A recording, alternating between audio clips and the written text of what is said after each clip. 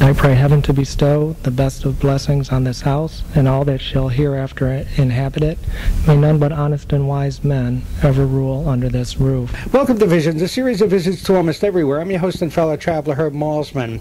This week on Visions, we're back in Washington, D.C. to continue our private tour of the White House. Our guides are White House Curator Betty Monkman and Secret Service Agent Jeff Bowman. Let's return now to Betty, Jeff, and the White House. Here we go. During our congressional guided tours in the morning, we encourage all of our tour officers to wrap the tour up with that prayer. It gives a deeper meaning to the whole experience here at the White House.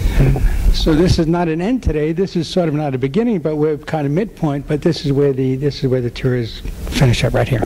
Correct. I think it's well done. It's a nice way to go with it. Okay, so let's. I guess I'm just looking. Could I just say something too in regard to the Adams? Abigail Adams came a few weeks later, as Officer Bowman has said. But next year, in the year 2000, will be the 200th anniversary of them moving into the White House in November of the year 2000. So we're going to be having, the White House Historical Association is going to be having a symposium, and there are going to be many events here and around the country commemorating that event. Okay, so the year 2000 is coming up, and everybody is heck bent. I'm not going to say, because we're right here at the prayer, so I'm not going to say. I'm going to say heck bent to make 2000 the millennium, the beginning of the new millennium. The official White House millennium begins when the new millennium, is it 2001 or 2000? Where do we stand on that? This would be the official version. I said, if the White House would only say, folks, 2001. I mean, what is the official stance on this? The White House Millennium Office, which is run by members of Mrs. Clinton's staff, have contacted the people at the Naval Observatory here, or the National Observatory here, and they do say that the millennium begins on January 1st, 2001. But there will be many activities here in the city of Washington on December 31st, 1999, to celebrate the turn of the calendar. The turn of the century, the completion of the... The century actually begins in also 2001, yes. Right, so no, officially, 2000 is a wonderful number, and all the planets are going to be lined up, and there's a lot of great things happening, but 2001 is really the date. According to the atomic clock, correct? Now that's official, folks, the atomic clock. But we are interested in the year 2000 because of the anniversary of the White House. Sure. Okay, so then it's the millennium sort of the White House, the 200th anniversary. Not millennium, it would be the whatever. 200th anniversary. 200th anniversary, but the millennium is 2001. There you go. Okay, let's cut tape. Here we go. Just going back as we were leaving, Betty, you were saying? I just wanted to mention that the State Dining Room was refurbished by Mrs. Clinton and the Committee for the Preservation of the White House just last September. The walls in this room, too, are beautifully carved. They date, again, from Theodore Roosevelt's administration, and they're painted now kind of a stone color with the architectural highlights in white paint and glazed, but the walls were actually a very dark oak to begin with, and Theodore Roosevelt hung his moose heads and his well, actually they were purchased, he didn't shoot them, but moose heads and deer heads and so forth around the room. But we do have new fabrics, new floral fabrics at the draperies, and a new carpet design for the room, new upholsteries on the chairs. We've had tables conserved and had paint removed from them, so they're back to their original mahogany color. So the room is a fresh, new look for the new for the 200th anniversary next year. And we can't get a sandwich here on the way through, huh? No. In fact, the kitchens, I think, are probably exhausted right now from the dinners. It's the weekend. Okay, do we move along? Yes. Here we go. Let's move along. Cut tape. Take A, we're back on. Ready? We're standing here at the door to the State Dining Room leading into the Great Cross Hall, which is the sort of promenade corridor here at the White House. But there's, most of these rooms are very ceremonial rooms where entertainment takes place, but there is one office that is on this floor, and that is the usher's office, the chief usher's office. And that's a very ancient a title that was used in English homes. But the chief usher is really the manager of the house, and they're the ones who coordinate all these activities, work with the family on anything they would like to have. He hires the chefs, the butlers, all the people, the carpenters, the electricians. We have about 90 people who take care of the house, and the chief usher is the manager. I see Ronald Reagan there. Correct. Ronald Reagan's portrait, where he is sitting out on the Truman balcony, I believe. And I'm actually going to let Betty describe that a little bit.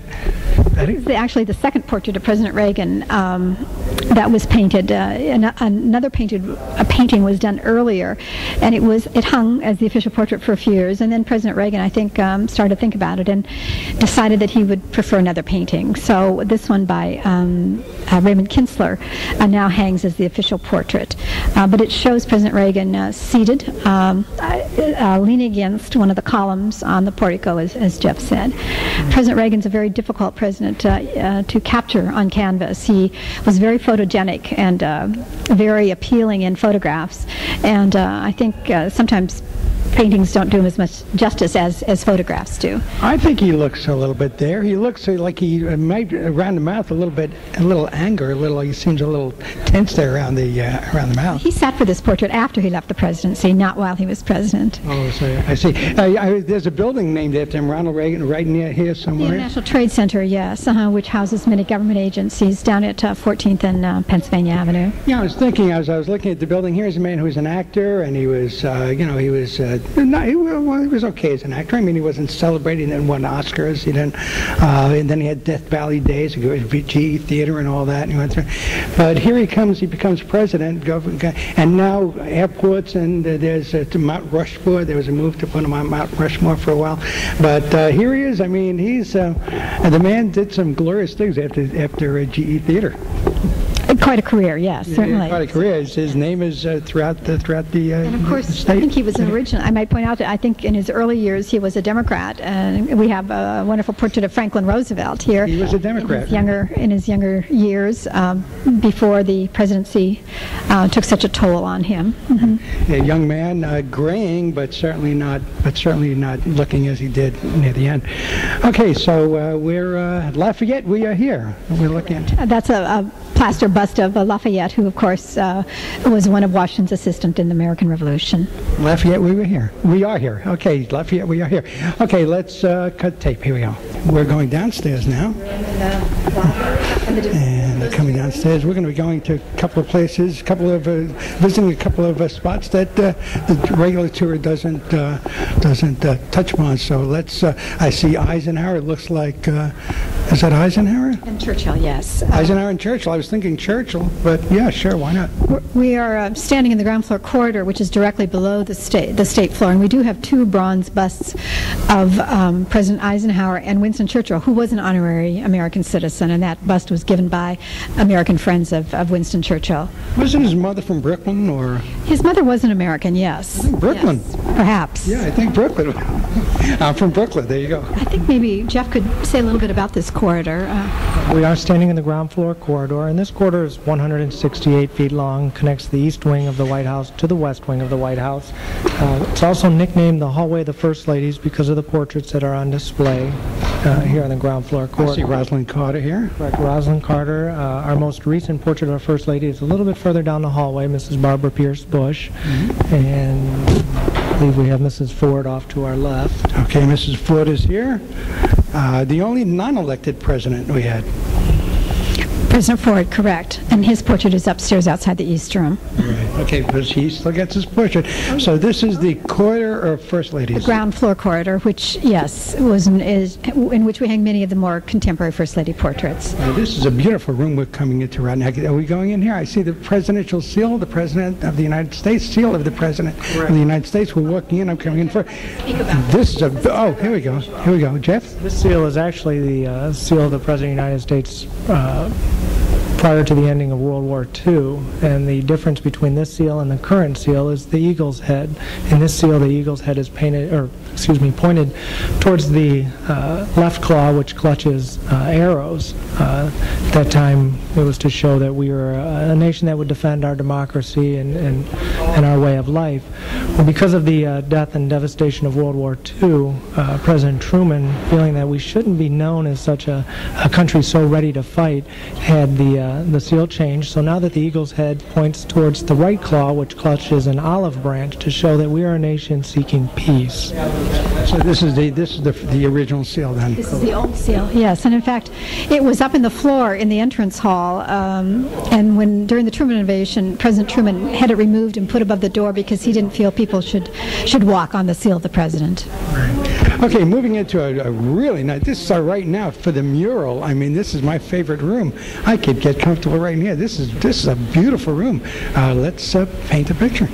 This is the diplomatic reception room. Its name derives from its use throughout this century when ambassadors who come to present their credentials to the president come through this entrance. But it is an entrance an exit for the family as they come and go to either get in their limousines or on their helicopter or for events on the South Lawn.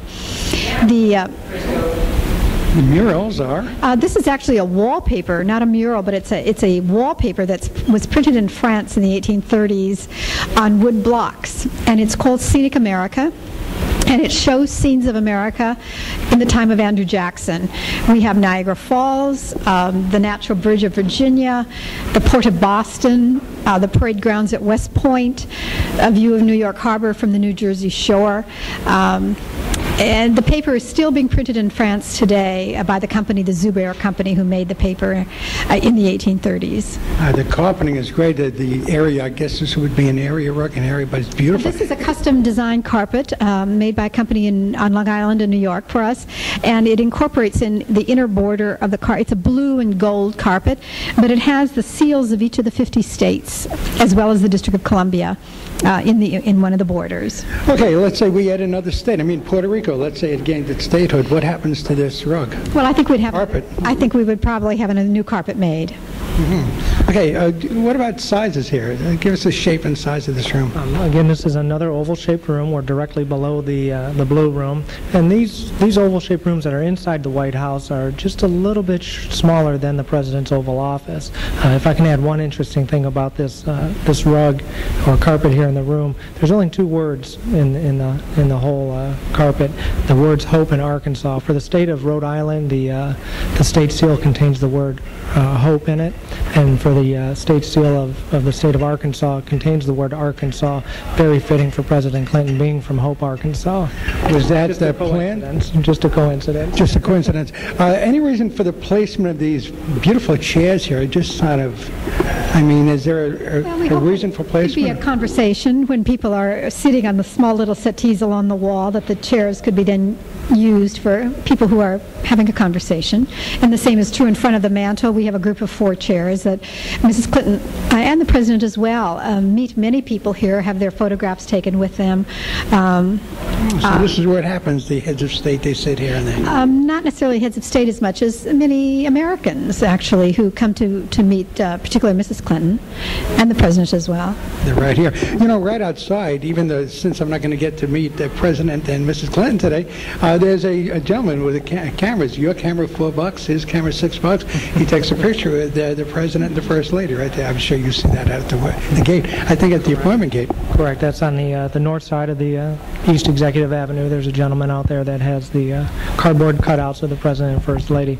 But as we look out the south door, we're looking out onto the south grounds, and that is the President's limo out there right now. He's getting ready to go somewhere. Can we get a close-up look or a closer look? No, we're not going to go outside, but just get an idea of what... We could get a little bit closer, but he's on a tight time schedule, so he'll be coming through in a minute. But through here? Through where? Probably through here, unless he leaves directly from the Oval. You said probably through here. Right. And correct. And sorry? Yeah, he's in the house. I know that. If he's in the house, or if he's in his office, he might walk outdoors to go to his car. Right. Okay, so I see police coming out here, so I guess that's, yeah. And the color is sort of a gold. The upholstery is gold. It's a very beautiful gold silk, yeah. Mm-hmm. Correct. And this is also the room where, through the years 1933 to 1945, Franklin Roosevelt conducted most of his famous fireside chats here in front of the fireplace. I see those police officers working out. This is in, they'll be joining the motorcade wherever the President's going. We have a large contingency of Secret Service that travel with him. They look like they're ready for almost anything. I mean, it's almost nuclear what they're carrying in there. Yep, they're part of our counter-assault team, and they will react to any ground threat against the President. Right. So one of the several entities delegations that travel wherever the president goes. The president's probably going to one of the local hotels to address a group or something like that today, which are rather frequent things that he does. Very exciting. Okay, so where are we going now? Oh, we're going to love this right here. We're going to be looking at some dishes and silver and platters and plates, and I'll try to pick out the plate that Jacqueline Kennedy, didn't she design something? We call this the China Room, and actually Mrs. Kennedy was one of the few first ladies who did not select a pattern. They weren't here. I think perhaps there were discussions, but no china was made during the Kennedy administration for the White House. She did select a very simple glassware pattern that was made in West Virginia. Very simple. It has no etchings or carving at all on it, but it's called the President's House, and it continues to be used here for official dinners. So I was seeing, it looks like probably for a 12, about 16 or 20 different types of plate, maybe more, different borders. There are eagles, and I'm looking at the eagles, and the eagles have the old seal. I mean, these plates have the old seal. The one that you're looking at right now was ordered by President Wilson during World War I, so that would have the old seal on it. But if you looked at the service ordered by President and Mrs. Reagan in the early 80s, they would have the new seal. Yeah, they have the seal there. Right now, the service ordered by Mrs. Reagan in the early 80s is the largest service that we have, and the one used for most of the state dinners, although there's enough of other presidents. The Johnson service, which has a border of wildflowers that Mrs. Johnson was so fond of. Okay, so I'm looking at President John F. Kennedy, 1961-63, part of the service, the glasses and the dishes or whatever. Do they get to pick something that they want? I mean, is it in stock and they say, okay, this is what I'll take, or do they? And in your case, you say she didn't create it. How do they? They go into a store and say, well, I like this one? Mrs. Kennedy, in selecting that glassware, wanted to, in the early 60s, support the West Virginia glass industry, and so she looked at some samples from factories in West Virginia and selected one that was made. Unfortunately, all those factories have now gone out of business, so they're not available. But the china is all custom made for the White House, custom designed and custom made. Mrs. Reagan, again, as Jeff said, in the Red Room, loved red, so she has a red and gold borders on her china. Mrs. Clinton has reordered some of the Wilson service, which is a beautiful cobalt blue and gold, and also some of the pieces from the FDR service, which is a cream colored. And since World War I, all of the services have been made in New Jersey by the Lennox Company, with the exception of the Johnson service.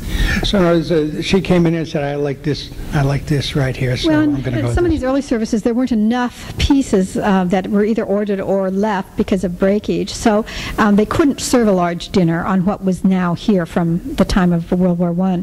So the company then made the service plates, the base plates, so that they could have enough to use for a large dinner. And what are we looking at? This is mostly a silver. We're away from the plates. Right. Much of the silver dates from, again, the early 19th century, from James Monroe and Andrew Jackson bought beautiful silver. And we try and show examples of all the various glass services, the Lincoln glass, the Harrison glass. They show different types and styles of glass. But one thing that all of the china, the official services have, as well as the glassware, is an eagle taken from either the Great Seal of the United States or the Presidential Seal. Now, the public doesn't come down here, so what we're looking at right now basically is for the visitors, state visitors, to come in and sort of tour. So it's not for the public, what we're saying right now. Well, correct, except for our congressional guided tours, which you would get tickets either from your congressman's office, which this time of year they're looking at least a 6 months advance notice, or if you're invited by one of the offices of the president. If the First Family aren't going to use these rooms, which is mainly, really about half the time, we're able to open these up to the guided tours of the White House. Any particular reason why the general public doesn't come down here? I mean, what makes this off limits? Well, it's more of a logistical thing more than anything else. They come through the corridor here, but these rooms are very small, and there's with the 4,000 to 6,000 people that we get each morning, it's just almost logistically impossible to get people in and out of these rooms, and that's really the reason. You had a year or so ago, maybe a couple of years ago, you had a guest guest come in, a lady who did some damage. Where did that happen, and what was the outcome there? That was up in the Blue Room. It was a woman at the end of Public Tours who pulled out a can of red spray paint and proceeded to spray the white marble busts of Columbus and Americus Vespucci and the wallpaper. But we were able to get very good conservators to clean them and repair them for us, and so you would not notice the damage at all today. So it was in the Blue Room is where it happened. It kind of occurred to me here, we're looking at some wonderful things here. We have the Lincoln porcelain service, and yes. Would that be porcelain or? It's all porcelain, yes. And the Lincoln service is known often as the Royal Purple Service. Mrs. Lincoln loved purple, both in clothes, and she upholstered furniture, and she selected the purple for her service. And really, the glassware too is some of the most elegant glassware made for a president. These, up until World War I, all these services were made abroad in France or in England, but the glassware was always made in the United States. But this room really shows the taste of the various presidents who lived here. We have pieces dating back to George Washington's time and then up to the present day. So in other words, the glassware we're looking at, Lincoln's glassware, they actually held this glass, this crystal. They actually used what we're looking at here. Correct, and then depending on the number of place settings that we have available of any particular set and how many guests are coming in for a social event, the President and the First Lady can realistically use any piece of china that they'd like to, or any set of china. Oh, so they can mix and match down here. I might say that, too, that because the public does not come into this room, we do lend many, many pieces from these services to the Smithsonian Institution where they are available for the public to see. Mm-hmm. And whenever a new service now is made for the White House, we make a place setting for the Smithsonian for every new service that's made. Archie Bunker's chair is there. Lincoln's glassware should be there. Was Rutherford B. Hayes a hunter? He wasn't a hunter, but an artist convinced Lucy Hayes, Mrs. Hayes, that if the service had to be made in France, at least they could put American plants and animals on the service. So we have the duck on the game. We have a wonderful turkey platter. We have oyster plates. We have the okra in a soup dish. The little ice cream platter has a form of a snowshoe on it. So every piece in the service, and we have over 500 pieces of this service still here in the White House, has a different design on it. It's unique. The form of this, would you say, is a turkey platter here? This is a game platter for the duck, a mallard duck. But we do the same. The corners are rolled. Yes, and this was something that this artist Theodore Davis did. It was made in France by the Haviland Company, but the artist was the one who drew these shapes and designed the pieces. Betty, if you were elected president tomorrow, well, firstly, it can go either way. Where you came down here and you were asked to pick out what you like, find your favorite. What's your favorite here? Well, I am very fond of the service that President Mrs. Polk ordered, which particularly many of these services had a dinner service and a dessert service. And the Polk dessert service has an apple green border, and then in the center of each plate are wonderful hand-painted images of American flowers, the daffodils, the roses, the peonies, and so forth. And then in the border is also the shield from the Great Seal of the United States. And I think it's a very, very beautiful service. It's beautiful. I see a broken dish over here. President Millard Fillmore's dish is broken. Some of these have come to us from families. Not every president has ordered an official service. And in order to have a president represented, we have received these things back from families and descendants. And even today, things get broken, unfortunately, and they're very fragile things, porcelain. Jeff, if you were elected president tomorrow and you were forced to come in here and they had you in blindfold and they said, okay, quick, pick a pattern, what do you go for? Or do you leave it up to the missus? Well, I would probably pick the Lincoln purple and gold china. To me, that's very presidential in my view. Plus, I think that the colors are beautiful, as well as the representation of the American eagle on the Lincoln china, the gold china. He also had the yellow or mustard china, which was more for everyday use. Point, and he was a wartime president, Civil War. His eagle is facing the olive branch. Well, they really didn't have a presidential seal when Lincoln was president, so this eagle is taken from the Great Seal of the United States, from the arms of the United States, which is housed at the State Department. But he is facing the olive branch. The olive branch, that's correct. Well, Lincoln was a man of peace. Even though he turned out the way he did, he was a man of apiece. Okay, so what else in this room should we be looking at now? I'm Maddie? interested in this wonderful portrait of Mrs. Calvin Coolidge. With Doggy. With one of her she had two white collie dogs here, and this is Rob Roy, one of them. But this is a very large, tall painting of her. She's painted in a long red velvet dress, standing with the White House in the background and her white collie dog near her. And what about these chairs, the significance of these chairs here? These chairs are very important. We don't have many things associated with George Washington, but these two chairs, they're made in the 18th century. They're side chairs, and they were actually in President Washington's home in New York when he was president. So they are very important in terms of their use by Washington in another president's house. Secret Service, do anybody ever sit down on these things? I mean, what happens if somebody sits in one of these? Not in these two chairs. The what? Not in these two chairs. These chairs are not to be, no seating. The other furniture is used, but these two chairs in particular, we try to keep everybody off of them. What is the one thing people want to do when they? What is the most popular site when tourists come in? What do people want to see the most?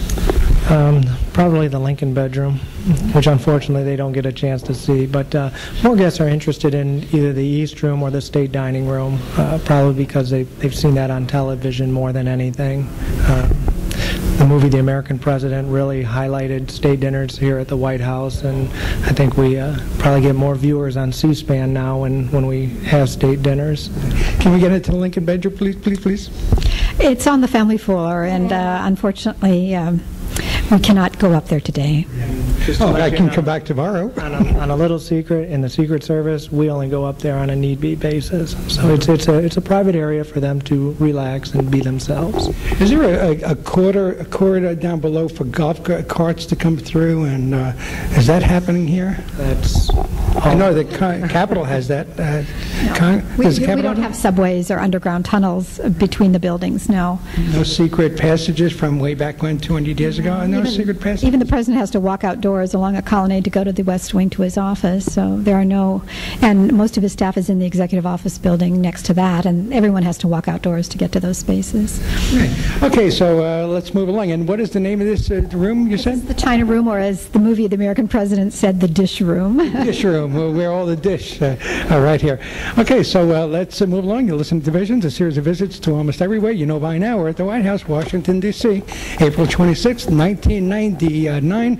If your computer didn't work today, blame it on the 13th anniversary of Chernobyl, and I hope they catch every time they catch somebody giving out a virus, they're going to give them 40, 50 years, but people continue doing it. I think we have secure computers here in the White House. We're not too concerned about that. Are you Y2K adapted now? Yes, we are, and we also are protected from the internet. Really, we have a select few computers that are able to download anything off the internet. Most of ours are in-house computers. Can I email you from home? I don't know that you can do that. You can email certain offices in the White House, like the White House Visitor's Office. I think you can email. There is an email address for the president to get correspondence and so forth through the email, and Mrs. Clinton as well. But many other offices do not have email from outdoor, internally email, but not out of the complex. We are in what room now? Very homey in here. Lots of books, and are they? I wonder if they're all read, or where are we now? This is the White House Library, and when the home first opened in 1800, again, this was the basement level, which was an unfinished level, and it was very cold, very damp down here. And back then, the rooms had number designations, and this room was numbered room 17, and it was used as a laundry room all the way up until about 1902, when Theodore Roosevelt converted it into a gentleman's smoking room or parlor. And then in 1937, his cousin Franklin Roosevelt converted it into the White House Library. Still used as a library, over 2,700 volumes of American literature that are cataloged and maintained by the Library of Congress. Many presidents since Franklin Roosevelt have come down here and read. I know personally during the Persian Gulf War, President Bush was down here just about every night selecting books and reading just to occupy his time. President Clinton, big reader, would have either come down and select books or have books taken up to the resident. Chelsea, when she was here before going away to college, always down here reading. Where would they read here? Oh, well, I see the settee. Is that a couch or a There's chair? a desk that they can sit at and read, but also they can take books up to the private quarters. Many of these books are biographies of the presidents, histories of the United States. So I think, from what Jeff was saying, there are books in here that would be of inspiration, shall we say, to many of the residents here, but also good reference books as well. The speechwriters use many of these books. And as he said, President Clinton and Mrs. Clinton both are avid readers, and there are many, many books that belong to them personally up in their private quarters as well. Do they take them home with them, or do they leave them for the next administration? Most of the books upstairs in their private quarters are those that they brought with them or have been given to them while they're here. So those will all leave at the end of administration. These will remain for the next administration. You said George Bush would come down here and read to just get away from it all. His eye of the storm would be in this room, I guess, to just kind of take his mind off things. This is the first room I've seen that has a dark appearance to it. It's not as bright, and I know it's downstairs and all that, but it's sort of, there's a gray. Whoop! It just got darker. The walls are, oh, there you go. It's brighter now, but it's still a darker feel to the room.